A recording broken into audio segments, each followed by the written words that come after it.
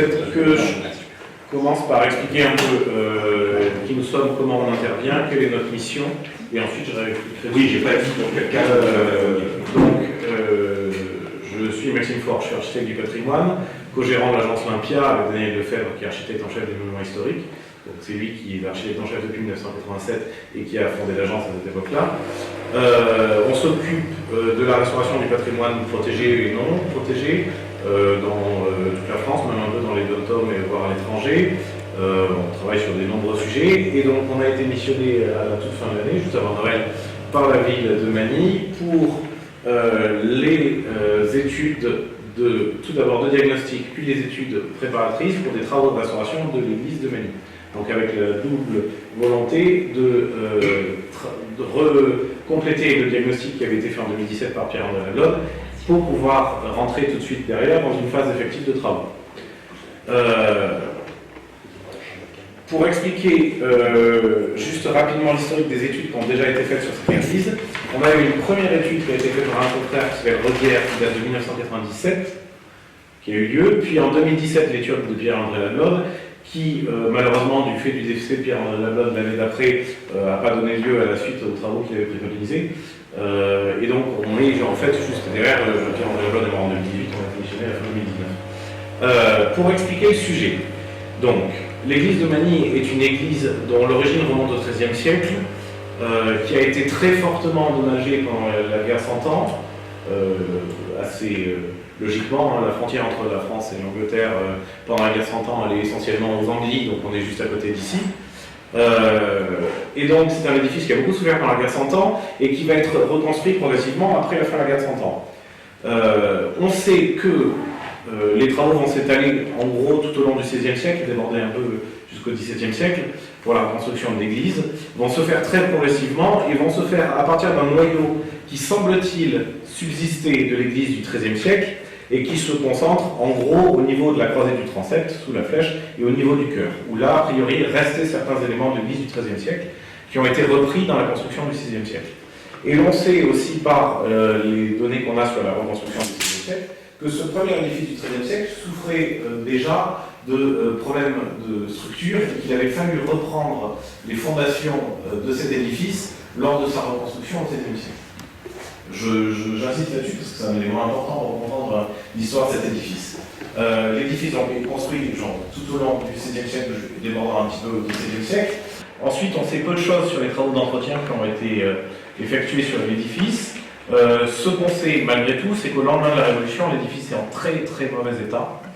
La commune va chercher plusieurs fois au cours du XIXe siècle à faire protéger l'église pour pouvoir être aidé dans les travaux de restauration de l'édifice. Ça va prendre pas mal de temps, l'édifice sera protégé assez tard, mais en tout cas, au milieu du XIXe siècle, va être entreprise une grande campagne de restauration de l'église. En gros, entre... on va être sûr de les dates, pour ne pas vous dire de bêtises. Donc, les travaux vont être entrepris essentiellement entre 1854 et 1865 et vont consister, là encore, en ce qu'on appelle une reprise en sous-œuvre, c'est-à-dire une intervention sur les fondations d'un édifice déjà construit. Puisqu'on a de nouveau des problèmes de fondation, on sait que les piles, donc les piliers de la croisée du transept et de la nef s'enfoncent et qu'il faut les chemiser pour les consolider. Donc, au XIXe siècle, on vient reprendre en sous-œuvre tous les piliers de la nef et de la croisée du transept, et on vient aussi reprendre une grande partie des voûtes qui sont très fissurées et qui menacent de s'effondrer. Ça, les textes le disent bien, que dès le début du XIXe siècle, dès le lendemain de la Révolution, on se plaint de l'état des voûtes qui menacent de s'effondrer, et donc qui seront reprises au milieu du XIXe siècle. On a au début du XXe siècle, l'édifice arrive dans un état contrasté, puisqu'on a des couvertures qui sont en très mauvais état. Et il va falloir en gros attendre le milieu du XXe siècle, les années 30 jusqu'en 1951, pour que les travaux de restauration sur la couverture soient entrepris. Donc les couvertures sont refaites à ce moment-là, notamment en partie grâce aux dommages de guerre, puisque l'église a été impactée pendant la Seconde Guerre mondiale. Et rajouter à ça en plus un ouragan qui a eu lieu pendant la guerre dans les années 40, qui avait besoin de travaux importants sur la couverture. Et dès lors, depuis ces travaux de 1951, il n'y a plus de campagne de restauration de l'église. Il y a eu des travaux d'entretien des couvertures. On a comblé en gros les trous qui se formaient dans les couvertures. Et ce, notamment du fait des alertes répétées de l'architecte des bâtiments de France depuis les années 90. On a de nombreux courriers de l'architecte des bâtiments de France ou de l'architecte en chef, qui était M. Lablotte, sur l'état des couvertures qui était préoccupant. Et on a fait au coup par coup des travaux d'entretien, mais ce sont bien que des travaux d'entretien, pas des travaux de restauration. C'est-à-dire que ça permet de prolonger la couverture existante, mais ça ne change rien au problème de fond, qui est qu'on a des couvertures qui datent au mieux de 1951, et qui donc, comme elles sont pour la plupart des couvertures en tuiles, ont une durée de vie de 60 ans grand maximum, osant dire qu'on a des couvertures qui sont arrivées à bout. Alors voilà, en gros, pour vous donner un peu un historique de ce qui a été fait sur l'édifice. Nous, quand nous sommes arrivés donc, au mois de décembre, suite à la réunion de lancement de l'opération, on a effectué une visite de l'édifice où tout de suite, il nous a apparu qu'il y avait des problèmes de sécurité évidents. C'est-à-dire qu'on a des fissurations très importantes des voûtes, avec ce qu'on appelle les fissurations, des fissures de sabouret, qui est une forme en V des fissures, qui est typique d'une voûte qui est en train de s'affaisser, qui se retrouve sur les quatre côtés. On a des arcs avec des clés de voûte qui descendent, c'est très, alors ça c'est assez évident, hein, dès que la clé de voûte descend, c'est très inquiétant pour la stabilité de l'édifice. On a des traces d'éléments de chute de pierre ou de mortier. Au sol de l'église, on retrouve en plusieurs endroits des éléments qui sont tombés. On a des fissures importantes qui sont ouvertes aussi en façade. Alors c'est particulièrement le cas au niveau du chevet et sur une partie du massif sud. On voit un dévers pas des arcs-boutants, des contreforts qui sont légèrement déversés puisqu'ils s'écartent. Donc on avait un problème de sécurité évident lorsqu'on est rentré dans l'édifice. Donc il était essentiel pour nous d'alerter la ville sur le fait que si tant que des travaux de sécurisation n'étaient pas faits, on ne pouvait pas laisser l'accès au public, et ce en plus alors qu'on était au 20 décembre, à la veille de la messe de Noël, où on imagine le monde qu'il pouvait y avoir dans l'édifice, et qu'il fallait donc absolument fermer l'édifice tant que des travaux de sécurisation n'étaient pas faits. Juste pour que ce soit clair, moi quand vous êtes intervenu pour cette visite, oui. C'était dans le cadre du début de notre mission. Ouais, c'est ça, du début de la... Du lancement, non, de la mission de diagnostic. Sachant que le diagnostic... C'était pas dans l'idée de se dire est-ce qu'il y a un danger Non, c'était juste notre visite pour faire un point entre les membres de l'équipe, voilà, et pour commencer à préparer notre intervention. On tourne la voiture pour voir ce qu'il faut changer. Voilà ça. C'est avant de, si vous voulez, comme on avait certains des co-traitants qui découvraient l'édifice à ce moment-là, il fallait qu'on le fasse un tour ensemble pour mettre en place les interventions qui ont été effectuées il y a 2 semaines, qui sont donc les éléments de relevé, où on est venu donc à la nacelle inspecter toute la façade sud de l'édifice. Donc il y a la façade où on a les plus beaux éléments de décor, et bon là on avait une fissuration très importante. Donc il fallait qu'on intervienne à la nacelle pour venir faire des prélèvements, pour venir notamment constater aussi ce qu'on appelle les teneurs en sel, c'est-à-dire que lorsqu'une façade est infestée d'eau, lorsque l'eau remonte par le sol et monte à l'intérieur des façades, elle transporte des sels, alors que ce soit du sel classique ou des nitrates, enfin, plein d'éléments qui cristallisent en séchant, qui font exploser la pierre. C'est pour ça qu'en bas de façade de l'église, vous remarquez une bande où on voit une partie, ce qu'on appelle alvéolisée, où on a des cavités qui se forment. Et bien ça, ces cavités sont dues aux efflorescences de sel. Donc on a fait des prélèvements chimiques qui sont partis en laboratoire depuis pour analyser ces sels et pour comprendre les mouvements qui sont liés à ces sels. Pourquoi ça c'est important? Parce que, comme j'ai un peu insisté dans l'historique, on sait qu'on a un sujet important sur cet édifice qui est la mauvaise qualité des sols d'assises. On est juste à côté de la rivière, on est dans des sols qui sont des alluvions, donc qui sont des sols très meubles, et qui donc sont probablement à l'origine d'une grande partie des mouvements d'enfoncement des piles. Si les piles s'enfoncent, c'est parce qu'elles sont sur un mauvais sol. Alors, dans le cadre de cette question de sécurisation, nous on a fait un cahier des charges à la ville qui a été transmis à la fin de semaine dernière, suite aux investigations qu'on a fait donc, tout début janvier, pour des investigations ce qu'on appelle géotechniques, donc qui sont des sondages de sol pour connaître la nature des sols, la profondeur de la nappe phréatique, jusqu'où monte la nappe phréatique, la nature des fondations, qui est un sujet compliqué puisqu'on a des fondations qui datent de 3 voire 4 étapes successifs, 13e siècle, la représence aux œuvres du 16e siècle, le 19e siècle. Donc on a un sujet assez compliqué, il faut qu'on comprenne comment est fondé l'édifice. Par exemple, est-ce qu'il est fondé sur des pieux bois, ce qui est très courant pour un édifice comme ça, fondé à côté d'une rivière, où en fait on a un système de pieux bois sur lequel reposent les fondations. Et ça c'est un sujet sensible, Parce que tant que les pieux bois sont toujours maintenus dans l'humidité, on n'a pas de problème. À partir du jour où on commence à avoir des assèchements, et que la tête de pieu va pourrir et l'édifice s'enfonce. Donc ça c'est important parce qu'en plus avec les variations et les changements climatiques qu'on observe aujourd'hui, on se rend compte qu'on a des variations de nappes phréatiques qui sont beaucoup plus importantes que ce qu'on a pu connaître dans le passé, des nappes qui s'abaissent beaucoup plus facilement et à des niveaux plus bas, et donc on a un risque plus prégnant pour les édifices fondés sur pieux bois. Donc ça c'est essentiel qu'on aille investiguer. Ensuite on préconise aussi la mise en place de capteurs sur l'ensemble des fissures de l'édifice pour voir si ces fissures sont toujours actives. Alors, je m'explique. Une fissure est toujours active. C'est-à-dire que du fait de la respiration naturelle de l'édifice en fonction des saisons, elle s'ouvre lorsqu'il fait chaud, l'été les fissures s'ouvrent et se referment l'hiver. Ce qu'il faut savoir, c'est si, au terme du cycle complet des saisons, au bout d'un an, est-ce qu'on est revenu à l'état initial ou est-ce qu'on est à un état différent? Et c'est là qu'on sait que les fissures sont vraiment actives. Donc il faut mettre au plus vite possible en place ce système de ce qu'on appelle du monitoring pour suivre l'évolution et voir si l'évolution des fissures est corrélée avec la température ou si on a un décalage. Et ça, on saura si les fissures sont actives.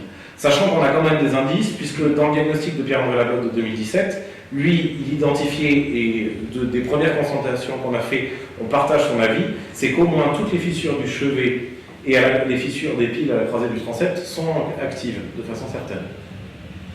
Donc on sait de toute façon, a priori, avant même le monitoring, qu'il y a certaines fissures qui sont actives de toute façon. Ce qu'il faut voir maintenant, c'est à quel point l'édifice est impacté. Est-ce que c'est uniquement ces zones? Et ce qui voudrait dire que la partie sud qui est très fissurée est maintenant stabilisée, ce qui s'expliquerait par le fait qu'au XIXe siècle on a créé des tirants, ou est-ce qu'on a un problème plus généralisé?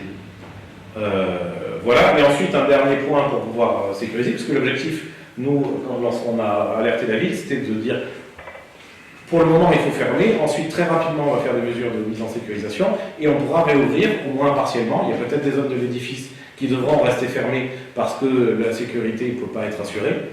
Et donc pour ce faire, il faut faire une purge complète, c'est-à-dire passer à la nacelle dans l'édifice pour venir voir sur les voûtes tous les éléments qui menaceraient de tomber et les purger, donc les déposer avant qu'ils ne puissent tomber, et par endroits poser des filets de sorte à protéger les usagers par la suite, et aussi poser des étaiments, donc des cintres en bois, sous certains arcs pour venir les soulager. Donc ça, c'est des travaux qui peuvent être faits assez vite. Là, on a rendu la semaine dernière le cahier des charges pour ces éléments-là à la ville, de sorte à pouvoir assez rapidement envisager une date d'intervention et donc une date de réouverture, probablement partielle, c'est-à-dire que le bras sud du transept devra rester fermé au public, ce qui, somme toute, n'impacte pas vraiment le culte, parce que ce n'est pas une zone dans laquelle les gens prennent place pour l'office. Mais en tout cas, probablement, ça sera confirmé par les purges à la nacelle où on pourra voir les voûtes vues à hauteur d'homme, si vous voulez, qu'on aura une fermeture partielle malgré tout de l'édifice, avec un bras sud qui devra rester fermé. Vous pouvez nous dire à quoi on servit les survols de drones? Voilà, alors oui. Ça, vous l'avez pas fait du coup. Si, le drone on l'a fait. Non, à la nacelle, c'est pas fini ça. Alors, à la nacelle, on a fait la partie extérieure, on n'a pas fait l'inspection à la nacelle à l'intérieur. Mais l'inspection à la nacelle à l'intérieur, ça n'est pas que nous, si vous voulez. Il faut que ce soit fait avec un maçon qui, lui, va pouvoir déposer, voire consolider, reprendre au mortier les endroits qui sont un peu fragilisés. Et le maçon, vous m'avez dit, c'est comment ça? Ah bah, il y a plus que ça dépendra. Il faut que ce soit un maçon qualifié monument historique, donc dans la région, il y en a plusieurs. Nous, ce qu'on a fait pour l'instant, c'est la nacelle à l'extérieur et le drone qui nous a permis de constater donc, les trous dans les couvertures. Vous savez, ils étaient déjà décrits par Pierre-André Laglotte et qui sont dus au vieillissement de la couverture, comme je vous le disais, et dont certains sont très compliqués parce que quand bien même des travaux d'entretien ont été faits dans les années 2000 avec des repiquages de couverture, notamment sur la flèche, il y a des trous dans la couverture qui ne peuvent pas être repris dans des travaux d'entretien. Vous imaginez qu'en entretien, on ne peut pas monter un échafaudage sur toute la flèche, sinon on refait complètement. Quand vous voyez le coup de l'échafaudage, vous êtes obligé de vous refaire la couverture, vous ne faites pas qu'un repiquage. Donc c'est des travaux qui dépassent le cadre d'entretien. Alors, sur l'analyse structurelle de l'édifice... Donc, je reprends, si je puis dire, ça dépasse le cadre d'entretien, donc dire que faire des petits travaux chaque année, je connais la réponse, hein.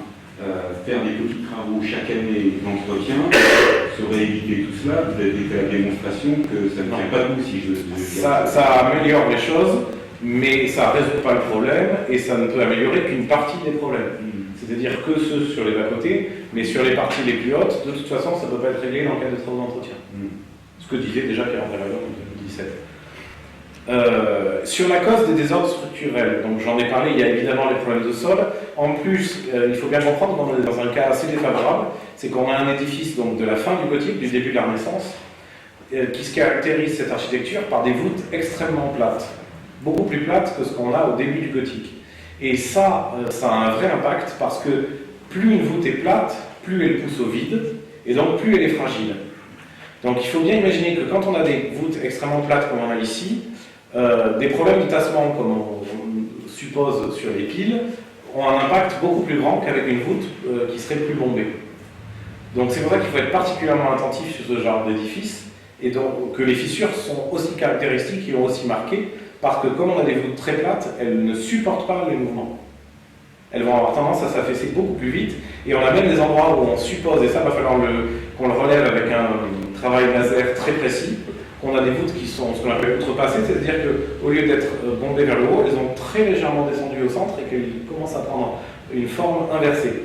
Et ça c'est très gênant parce que du coup elle perd toute sa capacité à supporter la charge. Donc c'est pour ça que c'est un cas sensible, et c'est le cas de tous ces édifices de la fin du gothique et du début de la Renaissance. On a énormément de cas comme ça dans le département de l'Aube, où toutes les églises datent à peu près de la même période, où elles ont toutes des grands problèmes de structure à cause de ces voûtes très plates, et qui souvent en plus manquent de contrebutement, c'est-à-dire d'arc-boutant et de contrefort derrière. Ici, il y a 2-3 endroits où il manquerait un arc-boutant pour pouvoir consolider la voûte. Donc on a en plus une faiblesse de conception de l'édifice. Ce qui avait été déjà repéré en 1997 dans le travail de notre confrère Javier. Et vous parliez aussi de remontée capillaire avec oui. le taux d'humidité. Ouais.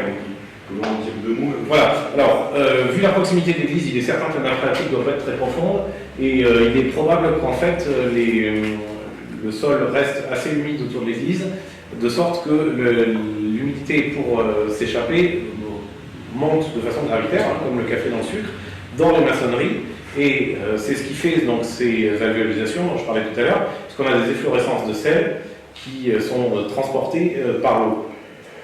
Donc, dans la mesure où on est sur un sol alluvionnaire, si effectivement on a vraiment ces problèmes d'humidité, ce qui est à peu près certain, hein, puisque Pierre-André Lalonde en 2017 avait fait des relevés d'humidité dans les sols, on avait des endroits où on atteignait 57% d'humidité dans la pierre. C'est colossal. C'est-à-dire que la pierre est gorgée d'eau. C'est comme si on l'avait laissé tremper dans une bassine. Ces problèmes d'humidité, ils participent à la fragilisation des fondations, probablement. Donc c'est tout ça qu'il faut investiguer avec des sondages géotechniques pour connaître la nature des sols et des piézomètres pour connaître les variations de niveau de la nappe phréatique. Et ainsi mesurer l'influence de tout ça, rajouter donc aux problèmes de sel qui viennent faire alvéoliser la pierre, donc faire perdre de capacité portante à la pierre. Alors c'est assez alarmiste tout ça de l'état global et oui. C'est quand même compatible avec une ouverture partielle. Oui, modulo les travaux de sécurisation, on n'ouvre pas, c'est-à-dire on ne prendra aucun risque, on ne réouvrira que les parties dont on est sûr. Et de toute façon l'idée est de mettre donc, tout un système de monitoring, c'est-à-dire qu'en permanence toutes les fissures sont surveillées, avec des niveaux de seuil d'alerte, qui fait que si on dépasse ce seuil d'alerte, la mairie et nous-mêmes recevons des messages qui disent attention, on a un déplacement du seuil d'alerte, et donc on le place évidemment assez bas, le seuil d'alerte, de sorte que derrière on puisse, si besoin, reprogrammer des fermetures d'édifices, si on s'aperçoit que, par exemple, en période de sécheresse l'été, on arrive à avoir des mouvements qui sont trop importants. C'est ce qu'on a fait sur l'église Sainte-Anne de la Bézocaille à Paris, où on a un système d'alerte comme ça, qui est mis en place, et qui, les rares fois où il a été dépassé, a conduit à des fermetures ponctuelles de l'édifice.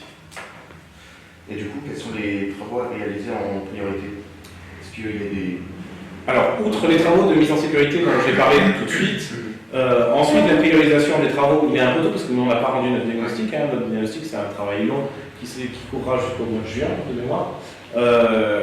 Mais déjà, ce qui avait été prévu par je vais un peu côté en touche en donnant le phasage qui avait été prévu par Pierre-André Lalonde, c'était d'intervenir sur les couvertures et sur les parties les plus altérées. Aujourd'hui, il est probable qu'en plus des travaux de couverture initialement prévus par Pierre-André Lalonde, dans les premières urgences, on rajoute aussi des consolidations des arcs très fragilisés. C'est-à-dire non plus, pas uniquement poser un cintre pour se sécuriser, mais cette fois-ci venir restaurer pour régler le problème. Mais ça, c'est le retour des études géotechniques qui nous permettra de préciser les besoins en reprise en sous-œuvre ou autre de l'édifice pour déterminer le parti de restauration. Ça va coûter très cher. Ça va coûter très cher. À ma connaissance, nous, on a demandé ce diagnostic à Pierre-André Lalonde. Nous l'avons, pour parler vulgairement, payé. Hein. Je crois que c'est 25 et 23 000, hein, c'est ça, on additionne. C'était plus de 50 000 euros. À ma connaissance, il n'y avait pas d'autres diagnostics qui avaient été effectués à la demande des municipalités précédentes. Donc, Je veux dire dans le futur. dans le futur, il y a donc plusieurs phases, on en avait parlé. Les deux premières phases, elles ont vocation à être traitées. Si vous avez des questions, enfin, juste, parce qu'effectivement, il y a quand même pas mal de choses à faire avant d'imaginer une réouverture même partielle, mais on peut l'imaginer dans les mois qui viennent. Est-ce qu'on a une idée de... Non, c'est difficile à dire. Ça va dépendre en fait du délai de consultation des retours d'appel d'offres, de la validation des marchés. Ça, c'est des choses qui peuvent être assez longues. Les interventions elles-mêmes, elles sont pas très longues. La nacelle, il y en a pour une semaine, grand max à l'intérieur. Oui, de nacelle pour. Oui, mais le temps de purger, de poser les filets, de vérifier tout. Parce qu'il faut passer sous chaque voûte et sous chaque arc. Hein, c'est quand même, il faut qu'il soit absolument exhaustif dans le travail. La pose de l'appareillage, c'est pas beaucoup plus long, et les sondages techniques, ça, c'est pas corrélé à la réouverture de l'église. Si vous voulez, l'église peut être réouverte, on viendra faire les sondages après, c'est une intervention d'une demi-journée avec pour les sondages. Donc, oui, ça peut être fait assez rapidement.